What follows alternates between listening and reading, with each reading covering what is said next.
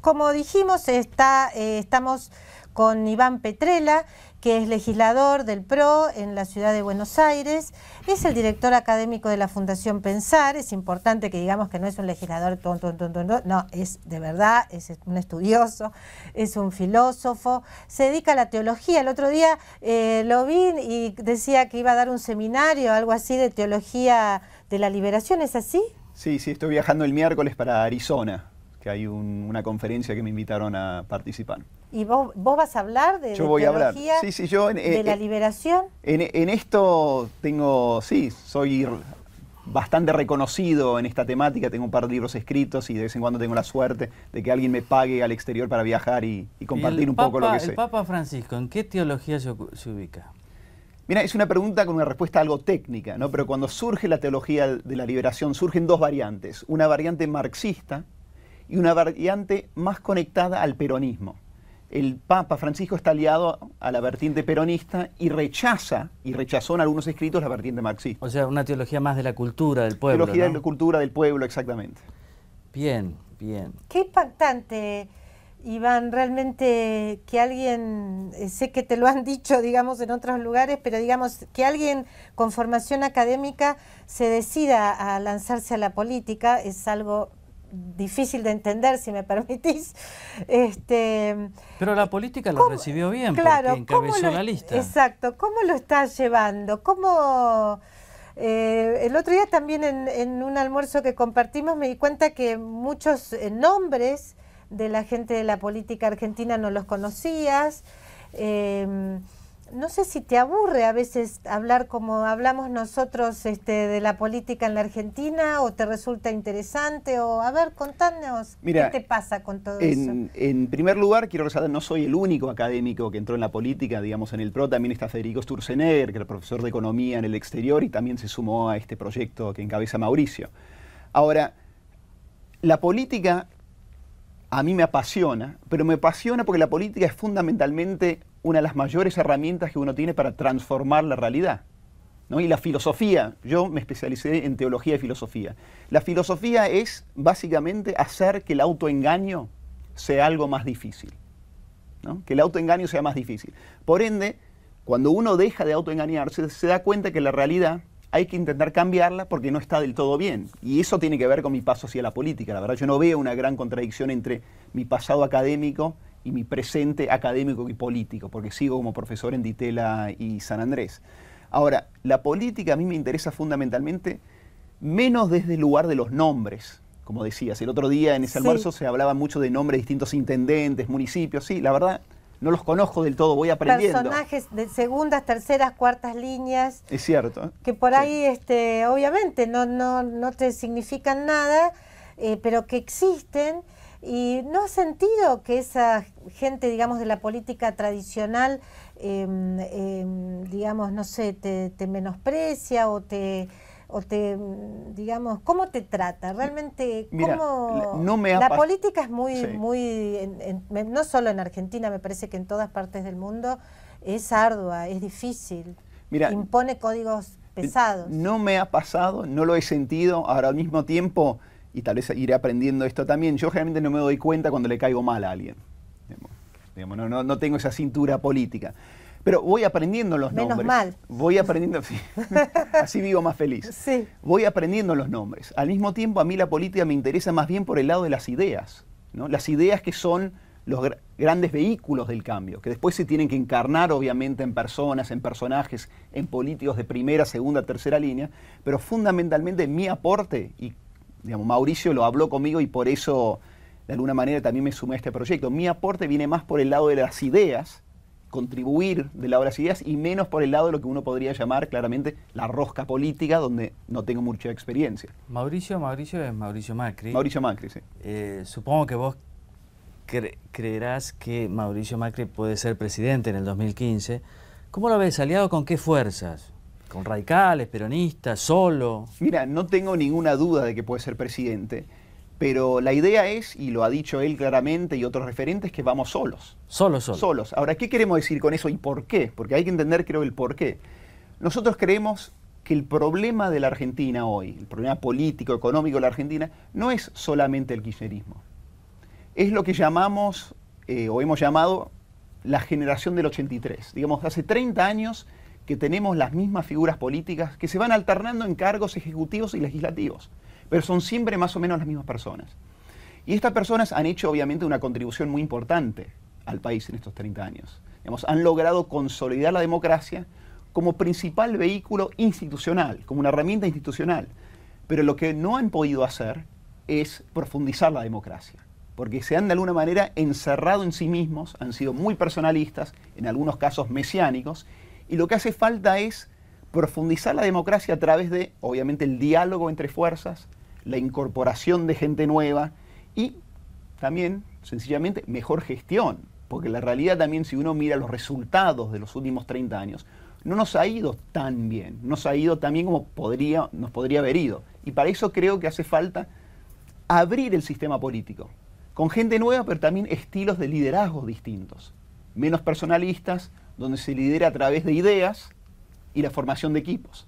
Eso es algo que creo que el PRO ha hecho en los últimos años desde la ciudad y creo que es un gran aporte a lo que se podría llamar una de nuestras deudas pendientes en la democracia argentina, el fomento de una cultura democrática, de diálogo y convivencia cívica entre fuerzas distintas y personas distintas. O sea, Iván, vos decís que en el PRO se discute, digamos, se piensa, te voy a decir por qué te pregunto esto. Estaba leyendo este fin de semana un libro escrito en los 50 por un, que lo comenté acá el viernes, por un embajador chileno en la Argentina, un libro que realmente me tiene muy impactada.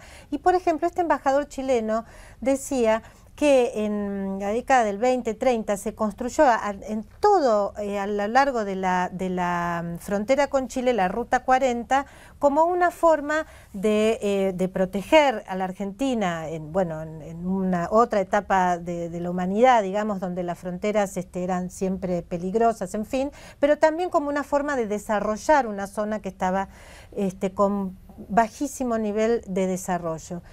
Entonces yo leía eso y decía, acá ya no hay más ese tipo de proyectos estratégicos, es decir, la Ruta 40 sigue estando hoy, tal vez no del todo desarrollada en la zona, pero digamos, como proyecto todavía sobrevive, digamos, está ahí, o sea, produce efectos todavía en nuestro presente y va a seguir produciendo en el futuro. Es como que los políticos de la generación del 83 pareciera que no lograron plasmar ese tipo de realizaciones políticas, porque finalmente son decisiones políticas que impacten en el futuro de los argentinos. Mira, estoy de acuerdo con vos, se habla mucho en los medios y comentaristas que describen la falta de políticas de Estado en la Argentina, ¿no? La continuación de una visión política de proyectos públicos compartidos entre distintos gobiernos. Y cuando uno habla de la falta de políticas de Estado, lo que está resaltando es el péndulo, ¿no?, que ha representado la vida política y económica de la Argentina de por lo menos los últimos 30 años, que uno va de una punta económica y política a otra. Y creo que hay que resaltar además que ese péndulo no es abstracto, Claro. digamos, no es teórico, tiene consecuencias, como decís vos, pero no es abstracto porque ese péndulo lo encarnan políticos, ¿no?, que por 10 años representan una ideología y una banda, una bandera, y después cuando cambia el viento, por así decirlo, o el humor, por 10 años representan exactamente lo opuesto. Y es muy difícil de tener políticas de Estado si además de personas que realmente piensan el país a largo plazo con seriedad, no tenés mayor, de alguna manera, honestidad y convicción ideológica, donde la política tiene que ser voluntad de servicio y no solamente las ganas de aferrarse al poder. Y eso es lo que vivimos hoy en día. Esa honestidad ideológica, si uno le preguntara, ¿el PRO dónde se ubica en el espinel ideológico? ¿Es de centro derecha, centro izquierda? Mira, yo en el pasado, durante la campaña, lo dije en relación a una pregunta y lo mantengo, es que el PRO en Estados Unidos sería parte de la izquierda del Partido Demócrata. Pero más allá de esa definición, creo que lo importante para resaltar del PRO es que trata de ver a la realidad sin lo que yo llamaría ideologismos.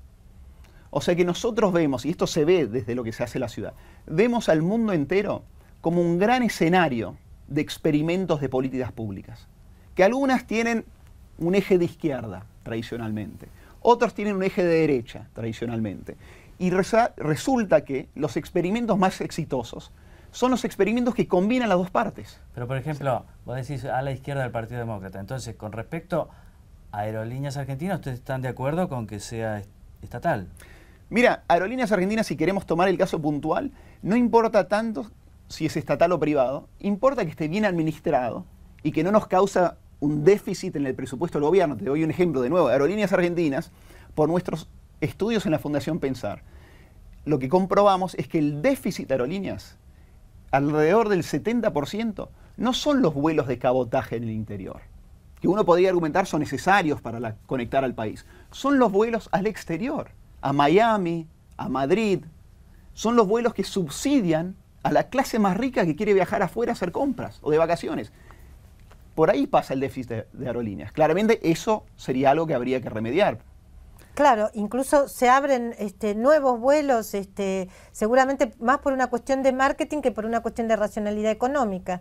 Es decir, la convicción que uno tiene es que aquí, sea del Estado o sea privada, las cosas no funcionan, ¿no? Ahora, con respecto a un tema que es clave para la política de Estado, que es la educación. El PRO parece llevarse mal con la educación en la capital federal. Ahora tenemos otro problema con las aulas container. ¿Cómo puede ser esto? Mirá, Seferino, te diría todo lo contrario. En primer lugar, creo que son 2 o 3 años de no hay paro docente en la ciudad de Buenos Aires, mientras en la provincia de Buenos Aires todos los años hay paro docente. La realidad hoy que en la ciudad de Buenos Aires todos los chicos de 4 o 5 años tienen vacante.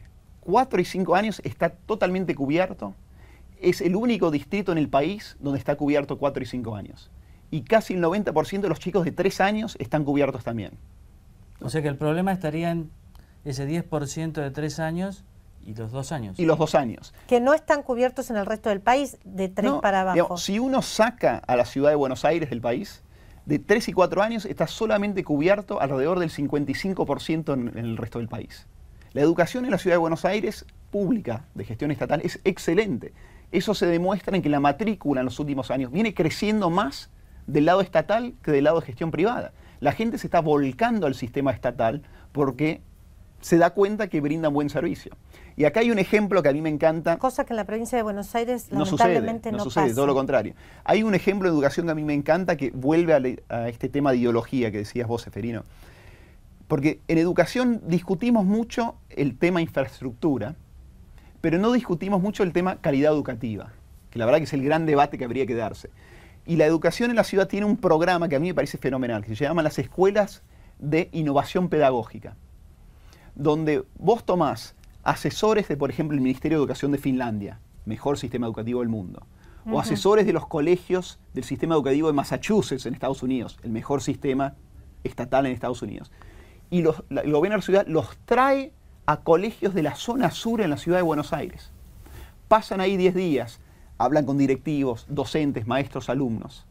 Después los directivos de los colegios viajan a Finlandia y hacen lo mismo y después hay un seguimiento. O sea, ¿qué es lo que se busca? Llevar la mejor educación del mundo a los chicos más pobres de la ciudad de Buenos Aires. Ahora, entonces el tema de las aulas container se va a solucionar antes del inicio de las clases. Sí, pero ahí también la verdad que es un... No quiero usar la palabra conflicto, es algo que se usó políticamente. Mira, mi viejo es diplomático, creo Fernando ustedes Petrella, lo conocen, y a mí me conocido. Tocó hacer Fue vicecanciller, parte de la secundaria en Washington. Ajá. Yo pasé un año en un aula container. Ajá. Ahora, un aula container en serio, de hojalata, de chapa. Sí. Lo que se está construyendo en la ciudad de Buenos Aires no son aulas containers, son construcciones modulares. Construcciones modulares que son muy lindas, tienen aire acondicionado, tienen calefacción, tienen todas las comodidades. Y se hace eso ahora porque como el sistema de inscripción online nos permite ver exactamente dónde hay faltantes, podemos ahora construir estas aulas a menor precio y de manera más rápida para suplir las carencias que ahora se conocen. Antes no se conocían porque está centralizado el sistema. Esa es una realidad, parte por la razón de la cual se hizo el sistema de inscripción online. No era solamente la comodidad de poder hacerlo por internet, sino poder tener realmente un mapa del sistema. Y eso se logró. Yo, cuando aparecen estas críticas al tema de escuelas container, recuerdo que, por ejemplo, no sé, hay cantidad de lugares cool en todos lados, pero las he visto mucho en las playas de Uruguay, que son casas container. Son casas súper cool, container, divinas, pero bueno, eso tampoco quiere decir que garantice calidad. Ese es otro tema que me parece que tenemos que seguir hablando, Ceferino. Ahora yo te quiero preguntar, Iván, sobre qué pensás hacer en la legislatura. Te lo pregunto porque si hay un lugar donde la política es dura, digamos, áspera, es un adjetivo más apropiado, es en la legislatura de la Ciudad de Buenos Aires, en todas las legislaturas, porque, bueno, ahí todas las pasiones de todo tipo y color se juegan sin demasiado filtro. ¿Crees que vas a sobrevivir a esa selva? ¿Qué tenés Podemos pensado? sacarle una fotografía ahora Claro. y otra dentro de 4 años. Mira, sobrevivir es una meta, me parece muy modesta. Digamos, ojalá sobreviva. Mira, la verdad, yo soy totalmente nuevo en esto. O sea que los últimos 2 meses estuve armando mi equipo. Hice una convocatoria incluso por Twitter, donde recibí 300 mails, después de esos 150 currículums, les pedí que me escribieran algo, 50 escribieron, y ahí terminé contratando 7, 8 personas, jóvenes, idealistas, impolutos, y espero que sigan siendo idealistas e impolutos. ¿Que contactaste vía Twitter, por las redes sociales? Por redes sociales dije... Busco personas de buena voluntad y capaces para trabajar en la legislatura, etcétera, y me contestó mucha gente. Mira qué bien. Hay mucha gente con muchas ganas de trabajar por el bien del país y por el bien de la ciudad. Eso no hay ninguna duda. Mucha gente joven que se quiere involucrar. Mira, bueno, eso está muy bien. No, y a mí me llena de optimismo. Estamos estudiando distintos temas, la verdad. Y muchos de esos temas en relación con el Ejecutivo, obviamente como parte del oficialismo. Estamos estudiando distintos proyectos que tal vez puedan trabajar el tema narcotráfico, temas de educación. A mí me interesan fundamentalmente temas sociales. Temas sociales. Todo lo que tenga que ver con proteger a los más vulnerables a través de mejor educación, a través del trabajo de inclusión social que ya hace la ciudad, por ejemplo, en la urbanización de villas, a través de la lucha contra el narcotráfico, que golpea siempre a los más pobres. Son todos los temas que yo pienso tratar de trabajar y, si tengo la suerte, impulsar en la legislatura con el bloque, con el Ejecutivo y en alianza con, espero, otras figuras y legisladores de la oposición. Bueno, la verdad que es un placer hablar con Iván Petrella, joven legislador que... bueno, dejó su carrera académica apasionado para hacer su aporte en política. Te quiero hacer una última pregunta, por lo menos de mi parte. ¿Cómo ves que va a poder dialogar alguien, digamos, como Mauricio Macri, con otras fuerzas políticas, eventualmente, digamos, si en una transición, en fin, se vienen tiempos donde me parece que la política va a tener otro rol y las figuras políticas van a cumplir otro rol. Me parece a mí, ¿no? Sobre todo en los últimos tiempos antes del 2015. Digamos, ¿vos le ves capacidad a Mauricio Macri para dialogar con otras fuerzas? Pero, digamos, el PRO y Mauricio es un espacio frentista, abierto. Eso no quiere decir que vayamos a internas con otros partidos y otras fuerzas, que no lo vamos a hacer. Pero la vocación de diálogo siempre está y siempre lo hubo. Incluso creo que Mauricio fue el primero en hablar en los últimos 2 años de la necesidad de un diálogo mucho más amplio entre las distintas fuerzas políticas. Y la verdad, el trabajo que hacemos en la Fundación, pensar que es armado de equipos técnicos y planes de gobierno, lo hacemos también en diálogo a veces con los equipos técnicos de otros partidos políticos. Ese diálogo ya existe. Y hay que resaltar también, porque se dice mucho, y yo alguna vez leí algunas columnas de ustedes que hablan al respecto, esta idea de que el peronismo es la única fuerza que puede gobernar, ¿no? Yo creo que no escribí eso jamás. ¿Jamás? Yo jamás. Pero lo hablamos el otro día en el almuerzo. Yo jamás. O no. Puede ser. Yo digo que es una gran oportunidad para el no peronismo, pero que depende del no peronismo. También tienen que ponerse de acuerdo. Yo justamente, digamos, creo que estoy bastante cansada del peronismo y estaría muy contenta de que en el 2015 gane una fuerza no peronista. No, yo no digo eso, digo que es una gran oportunidad para el no peronismo. Son momentos muy interesantes desde el punto de vista del análisis político. Por primera vez, un gobierno peronista se ve obligado a hacer un ajuste sobre los propios errores cometidos por ese mismo gobierno peronista. Entonces el no peronismo tiene una gran oportunidad, pero también se ve como como la gente me parece que lo observa, cierta flaqueza, ¿verdad? No digo de Macri, digo de la oposición en general, como para reemplazar a este gobierno. Yo creo que una cosa para resaltar es que por lo menos el PRO en la ciudad de Buenos Aires demostró que se puede gobernar. Digamos, gobernamos uno de los distritos más complicados del país, con un gobierno nacional que por mucho tiempo te jugó totalmente en contra. Y no solamente se gobernó, sino que se gestionó muy bien. O sea, hay una gestión muy exitosa. Y no se puede gestionar si antes no pudiste gobernar. No gobernar también es el piso más bajo. Mínimo. Es el piso mínimo. Después hay que poder, habiendo creado las condiciones para gobernar, poder gestionar las cosas correctamente. Muy bien, Iván Petrella, muchas gracias por estar con nosotros. Mucha suerte en tu nueva función. Gracias por la invitación. Por favor.